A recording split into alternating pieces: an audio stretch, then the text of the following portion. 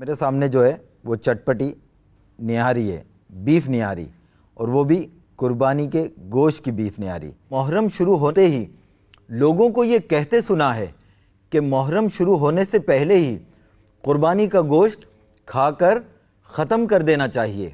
کیونکہ قربانی کا گوشت اگر محرم یا محرم کے بعد کھائیں گے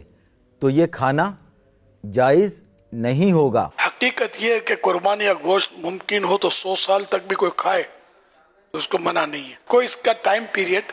نہیں ہے، جب چاہے کھا سکتے ہیں۔ مسند امام احمد حدیث نمبر 25218،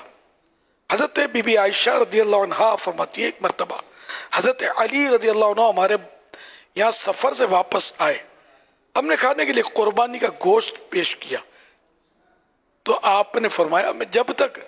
رسول اللہ صلی اللہ علیہ وسلم سے اس کے متعلق نہ پوچھ لوں تب تک نہیں کھاؤں گا۔ حضرت علی رضی اللہ عنہ نے نبی پاک صلی اللہ علیہ وسلم سے پوچھا تو آپ نے ارشاد فرمایا قربانی کا گوشت ذوالحجہ سے ذوالحجہ تک کھا سکتے ہو، ایک سال تک کا آپ نے پیریڈ بتا، ذوالحجہ سے ذوالحجہ تک کھا سکتے ہو۔ علامہ سندھی رحمۃ اللہ علیہ فرماتے ہیں یعنی قربانی کا گوشت کھانے کی کوئی مدت نہیں، اسے سارا سال کھایا جا سکتا ہے۔ یہ جو ذوالحجہ ہے نا، جیسے میں نے کہا 100 سال تک جیے گا کون کے کھائے گا، ایک مثال تو حدیث پاک میں کہ سال بھر تک بھی کھاؤ تو اس سال بھر میں حصر نہیں ہے، یہ ایک